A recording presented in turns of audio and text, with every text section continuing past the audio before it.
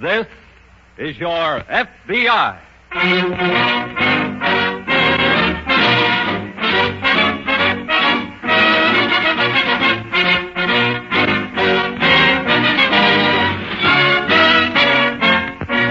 This is your F.B.I., an official broadcast from the files of the Federal Bureau of Investigation, presented as a public service by the Equitable Life Assurance Society of the United States. To your F.B.I., you look for national security, and to the Equitable Society for financial security. These two great institutions are dedicated to the protection of you, your home, and your country.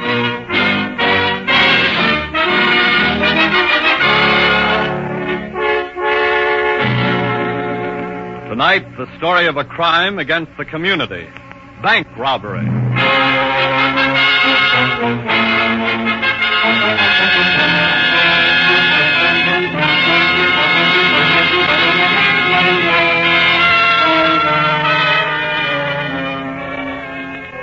A man walks into a bank, calls up a teller, and walks out a few minutes later with thousands of dollars.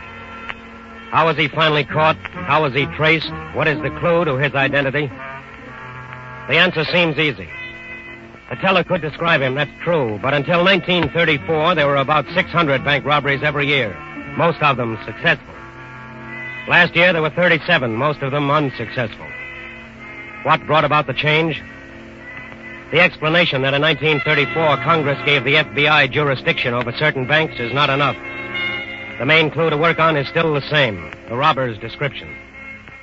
The real explanation lies in the F.B.I. itself, in its organization, in its coverage, in its methods of following up a description, of tracing bank robbers, of hunting down, for example, the two men who began plotting a bank robbery in a small rooming house in a Midwestern city a few months ago. Hi, Artie. Oh, hi, Phil. What time is it? 2 o'clock? Was I sleeping that long? Yep. Who are you riding with? Nora. Oh. Tell her I'd hit Cincinnati around the 20th. Uh-huh. That'll be the blow-off for us then, kid. Really gonna marry her, huh? Yep. Then what? Then I lay off for a couple of years. That's for squares. So I want it. Where are you gonna take her? Got a spot all picked out, kid. Up in Minnesota. Nothing to do all day but fish and hunt. Yeah. Where's the cigarettes? On the table. She know about you and larceny? Nope. And she ain't gonna. Hey, what's in this box? Look out for that. Huh? Handle it real easy. It's loaded with dynamite. Real dynamite? Yep. I've been working on it all morning. What for? It's Betsy. What? She's gonna go with us on the bank job tomorrow. I don't get it. You figuring on blowing the joint up? Nope. She just makes the job easier. Look, Artie. Let me give you the setup. We take Betsy into the bank with us. Uh-huh. I hand one of the tellers a note. Yeah? The note says if he don't hand over all his cash, Betsy will go off in his kisses. And you go with it? No. He ain't that brave. He hands over the cash. Look, what's the matter with using a gun? It's for kids. This makes it a nice, quiet, clean operation. Now, wait a minute. I ain't gonna... Phil, that's how we're gonna do it, see?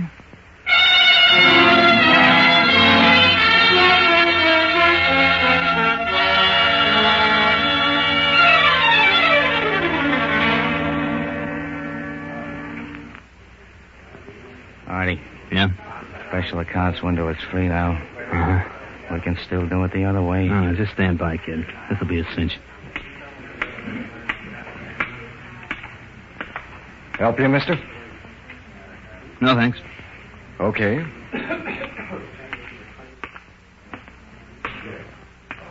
Good afternoon, sir. Good afternoon. Are you making a withdrawal? Yeah.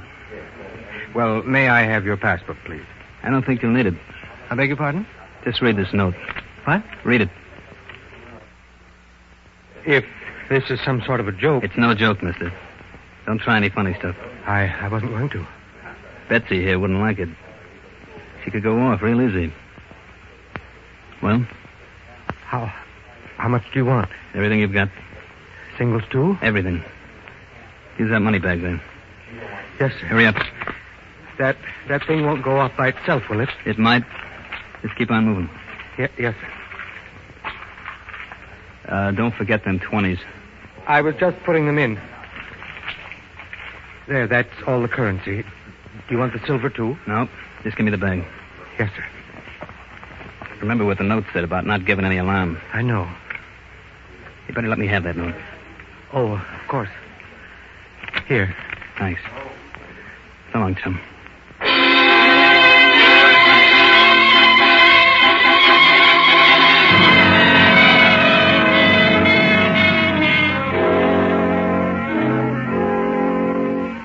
What is the next step in the holdup of a bank? What do the criminals do next? In this case, they stopped a taxi, drove to the downtown section of the city, and rushed into a busy, crowded department store. That took 15 minutes. Long enough for the bank to notify the local police and the FBI. Long enough for the teller to give a description of the robber. Long enough for both robbers to have disappeared before the FBI and the police could throw a cordon around the department store. 15 minutes and the trail was cold except for a description of the man. But for the agents of the FBI, that was a beginning. That was a lead. That was a clue which would lead to other clues sooner or later. Busy, Jim? No. Come in, Ray. Thanks. Any further developments? No. No trace of either one of them. Well, they probably went in one door of that department store, not another. Yes. Did you get a description of that second man? Not a very good one. The teller gave us a detailed picture of the first one, though. The one with the dynamite? Yes. Was it given to the police? Yes, they're sending out a general alarm. Good. Fowler speaking? Oh, yes, Sergeant. Yes. Yes, go ahead. Want to take this down, Ray? Sure. Black Chevrolet sedan. 4-door? 2-door. Got it. 1940 model. Illinois license plate Y235. Y235. Stolen from employee's parking lot. Where? Behind the Federal Building. Thanks, Sergeant. We'll put that on the teletype right away. That might be the getaway car, Ray. The Federal Building is in the same block as that department store. Yes. Well, it sounds like we've got work to do.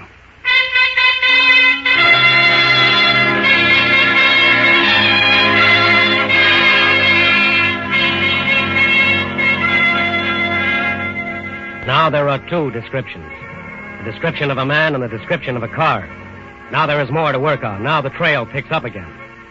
But what of the bank robbers? If they have planned this crime well, they know that the stolen car will be reported, will be watched for, will lead to their capture. What do? They keep off the main highways, keep clear of the state roads, keep driving swiftly along lonely, unused back roads. Artie, Yeah? do me a favor, huh? What? Get rid of that box, will you? Betsy? Yeah. What for? Well, you done what you wanted with it. I know. I just feel better having her around. What's the matter? I don't know. Oh, great. Take it easy. No dice, huh? No gas. Look at the needle. Empty. Ah, Now, don't get excited, Phil. This is no problem. One car goes dead on you, so you pick up another one. where? What's wrong with that one up ahead there? Just coming around the bend. Hey. Come on, let's hop out quick. What do we do? Flag him down. I mean, how do we grab the car? Just tell him we want it, that's all. Look, you're not going to use that Betsy routine. Why not? Takes too long. I got a better idea. Well, put that gun away, will you? Give him a wave. I'll go get Betsy. All right, flag him down, will you? Okay. What's the matter? Our car ain't running. Oh. Looks like we got to borrow yours. Huh? Pile out, mister. Oh, no. I told you to wait till I got Betsy. We got the car, didn't we?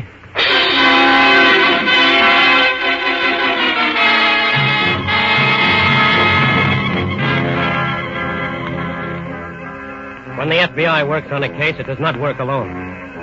It has the cooperation of the local police in the city, in the surrounding counties, and the whole state if necessary. It was a local policeman who found the wounded man and telephoned in his report. Immediately, the special agents checked the engine number of the abandoned car, checked on the man who was shot, found that he had a car, and broadcast a description of it. It wasn't long before that broadcast got results. Fowler speaking. Hello, Jim. Ray? Yes. We've traced our men across the line into Missouri.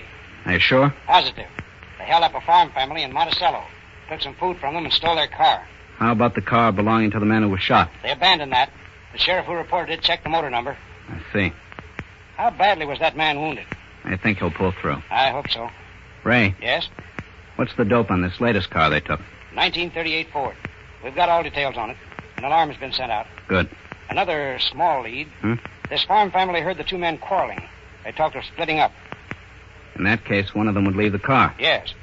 Well, let's send their descriptions to every bus depot, airfield, and railway terminal in, let's see, Missouri, Iowa, and Illinois. That ought to cover it.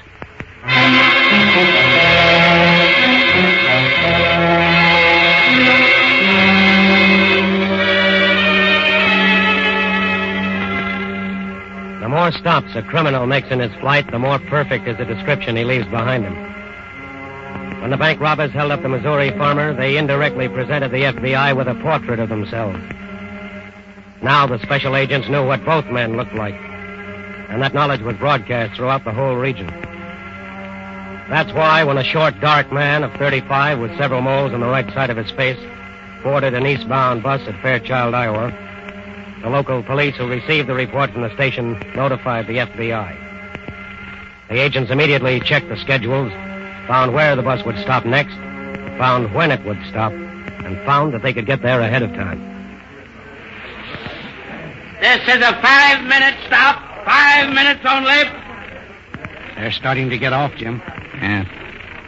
The bus is pretty crowded. We want to do this as quietly as possible. I know. Jim. I see it. Come on. Just a minute, sir. We'd like to talk to you, please. What for? Just step over here. What is this? We're special agents of the Federal Bureau of Investigation. You might be able to help us. Well, I will if I can. We're looking for two men who held up a bank on Saturday. Later that day, the same two men shot a farmer over in Eastern County. They stole his car. So? The farmer they shot is still in the hospital. Would you mind letting him look you over? Don't bother. He'd know me. Never mind the frisk. I'm clean. How about money? From the job? Yes. I got my cut. What's your name? Bardo, Phil Bardo. Where's your partner? I don't know. We split up the other side of Fairchild. What was his name? Told me it was Artie Clinton. Where was he headed? He was going to see a dame in Cincinnati. Where in Cincinnati? I don't know. What about that dynamite gadget? You mean Betsy? Betsy? That's what he called it. Oh. He kept that with him, which was okay with me. Well, Jim, at least we can tell Washington headquarters that one of them is in custody. Yes. But Arthur Clinton and Betsy are still at large. That means this case is still pure dynamite.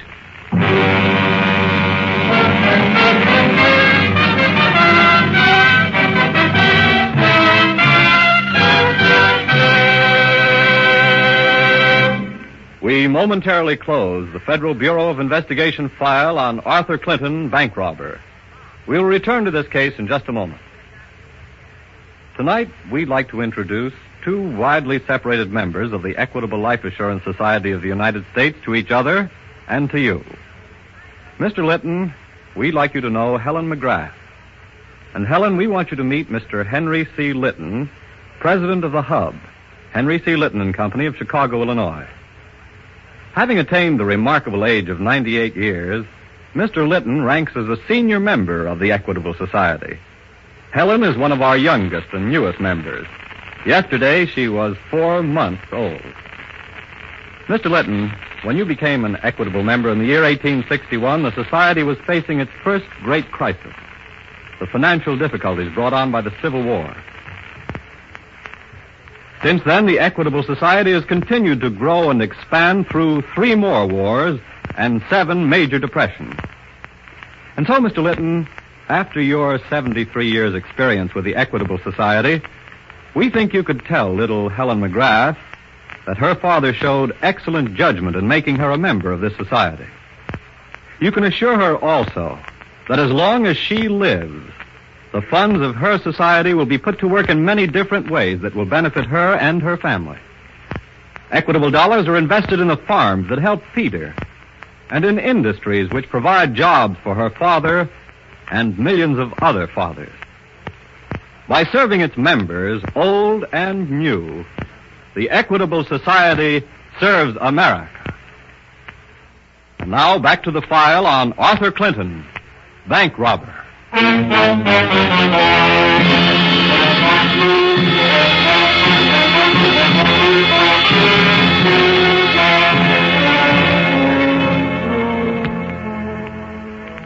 Almost every criminal has a great sense of loyalty and equality. His loyalty is to himself, and his belief in equality is a belief that if he's caught, his partner should be caught. Philip Bartow told the special agents of the F.B.I. everything he could about his partner. Told them his name was Arthur Clinton, told them he was going to Cincinnati, and told them that he was going there to marry a girl. That was a clue, but Cincinnati is hardly a small town. And like every town these days, the majority of its population is women. Still, it was a clue. A clue to be followed while other agents investigated Arthur Clinton. A clue that later on turned out to be accurate. For Arthur Clinton was in Cincinnati, had married a girl there, and was living with her in a quiet hotel.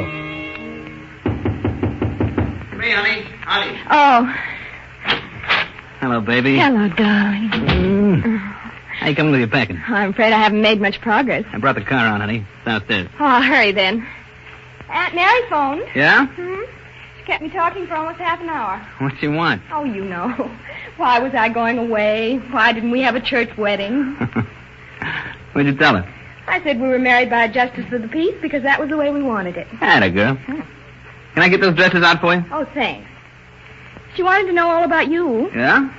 Did you tell her? Well, just about 10 minutes worth. I said you were wonderful, and I was very happy. Suppose she wanted to know where we were going on our honeymoon? Of course. I just said we didn't know. We were going to get in the car and travel. Get some dresses, honey. Oh, put them on the bed, will you, dear? Okay. You can close that bag there. Sure. You know, Aunt Mary really is very sweet, but she still thinks that I'm about 12 years old. She doesn't want us to go away at all. Why not? Oh, on account of my painting, mostly. She thinks I should stay here in Cincinnati and study. Did you tell her you were going to take your paints along with you? Oh, yes. I said I'd get more work done that way than ever. There. Now then. Anything else I can do? No, I think I'm just about ready, dear. Okay, honey. Oh, well, would you put these shoes in your bag? Yeah, sure. You know, I didn't realize how much... Oh, look out, honey. Huh? Don't touch that little box. Just put the shoes on the other side, huh? Oh, all right. What's in it? The box? Yes. Nothing really. It's just kind of a good luck thing I carry around. Oh. Well, I'm all packed.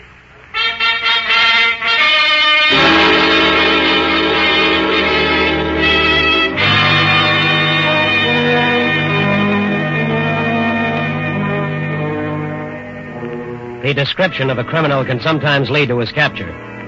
But the chances are better if that description can be checked against something else. The FBI had something else, the fingerprints that Arthur Clinton had left on the abandoned cars. The prints checked were those of a man who had been arrested 4 years back in Jackson, Mississippi. The name was different, but the description was the same. The trail was easier to follow now. It was smoother, and it led straight to Cincinnati. To a marriage bureau, to the family of the girl Clinton had married. But after that, once again, the trail stopped dead. Well, let's see what we have here now, Ray. Well, there's the description of Clinton. Yes? Description of the girl. Yes. Also some data on the second-hand car he bought in Cincinnati. This girl knows nothing about Clinton's background. Not a thing. Her family was quite shocked when they heard about him. Too bad. He had told them that he had his own business out west, that a relative had died and left him money. That's how they could afford this long honeymoon. Has the family had any word from them? One postcard, mailed from Chicago. I have it here. No indication where they were going. No. They appear to be heading west, though. This car must have Ohio license plates. They went out on the teletype, but Clinton's probably changed them by now. Yes. One possible lead is the girl's interest in painting. Oh? She studied art for a number of years. In fact, she sold 1 or 2 watercolors to some local dealers. I see. Her family said she brought her equipment, paints, canvases, along with her. That could be a very good lead, Ray. By the way, did you see this? A wanted notice on Clinton. Yes. Mr. Hoover ordered that for national distribution.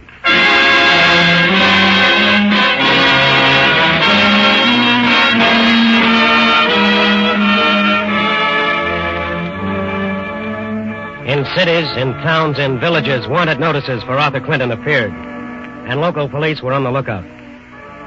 But the FBI did not stop there. At the same time, special agents went to every art material store in the region and left photographs. 2 photographs, one of Clinton and one of his wife. Then there was nothing to do but wait. Wait for what had to happen sooner or later. Wait for what finally happened in Duluth, Minnesota.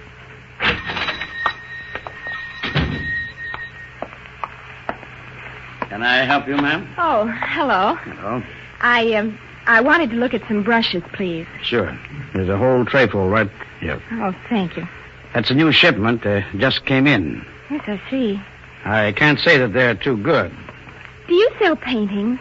Well, that's not my regular line, you know. Well, I have some watercolors here. I did them myself. Let's have a I look don't at know. them. Well, surely. Let's see now. There's just the 2 of them. Landscape. Mm-hmm. My husband and I have a camp up in the lake country, and these are local sketches.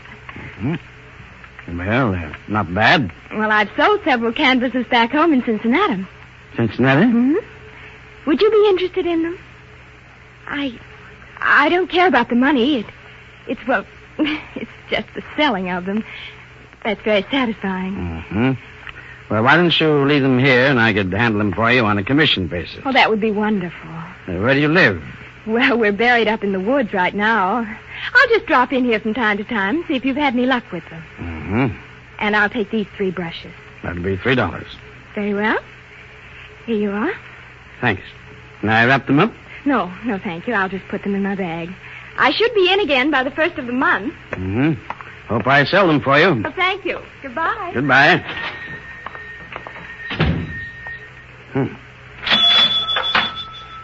Cincinnati. Hey, miss! Miss! Oh.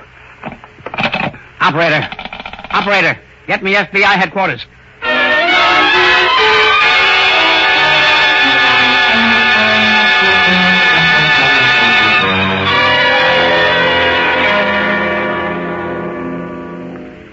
And you positively identify this photograph, Mr. Weymouth? Yes, that's the girl, all right. Oh, what a fool I was. Her signature is on both these landscapes, Jim. I let her walk right out of here. Did she say she'd return? Yes, she said she'd drop in. I don't think we can wait for that. Gentlemen, I wish that there was some way... Mr. Weymouth. Yes? These landscapes. Where did she say she'd painted them? Why, right up near their camp. Are you familiar with the country around here? Of course, I know every inch of it. That's what makes me so mad. If she told me where that camp was... I think she has. Huh? If these scenes are near her camp, you should be able to recognize them, right? Say, I never thought of that. Do they look familiar to you, Mr. Weymouth? Let me look at them again. Surely. Here. Say, I believe I do know this spot. Yes? She's changed it around some, but that's Hibbins Lake. Where's that? It's about 40 miles north of here. Could you take us there? Be glad to. When? Right now.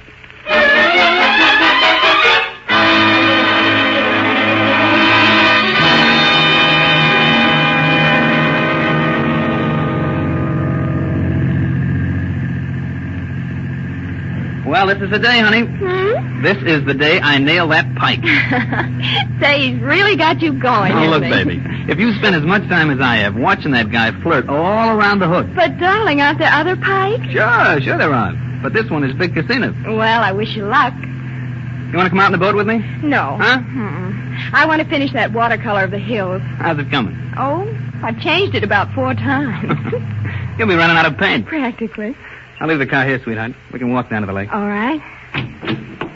I'll get your stuff out of the back. Thanks. Oh, what a lovely day. All right, Clinton. Just keep your hands where we can see them. Arthur. Don't be alarmed, miss. Who are you? Special agents of the FBI. F.B.I.? Nora, hand me that box. Of course. Wait. Would that be Betsy? Yeah. Never mind, honey.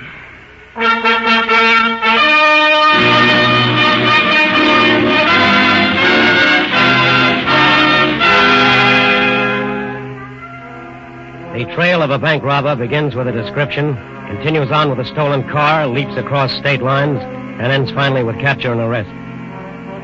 Along that trail are clues, good and bad, big and small, right and wrong. The agents of the FBI follow them all. That thoroughness is a great factor in its success. But there is another, a vitally important factor that must never be forgotten. It's in every region, every area, every section of this country. Local policeman, sheriff, and deputy in the entire nation. That cooperation is invaluable. And it extends beyond to the cooperation of every loyal citizen of this country. That is a formidable opposition. That's a defense to stand up against any criminal. That's a protection which could only be found in a country where the people not only make the law, but are the law.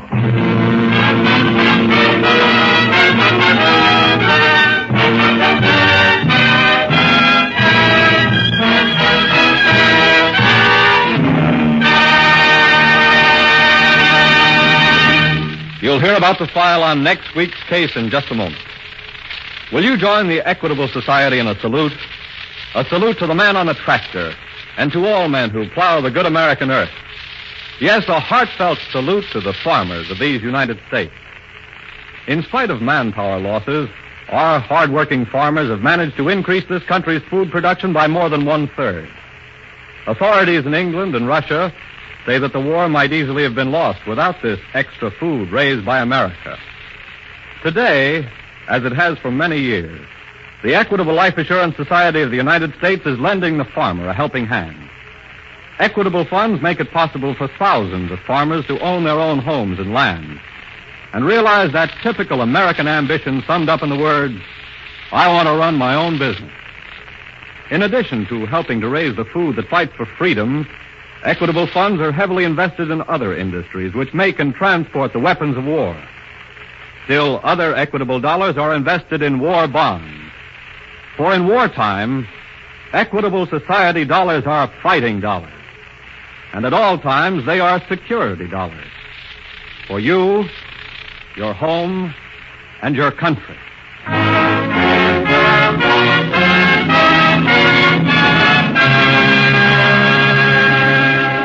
Next week, a crime against the nation. Espionage.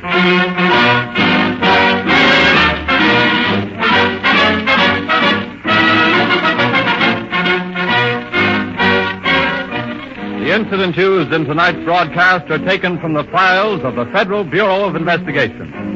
However, all names used are fictitious. Any similarity thereof to the names of persons living or dead is accidental. Artie Clinton was played by Mandel Kramer. The music was composed and directed by Van Cleve. Your narrator was Frank Lovejoy. This is Your F.B.I. is a Jerry Devine production. Now this is Carl Frank speaking for the Equitable Life Assurance Society of the United States and inviting you to tune in again next week at this same time for This is Your F.B.I.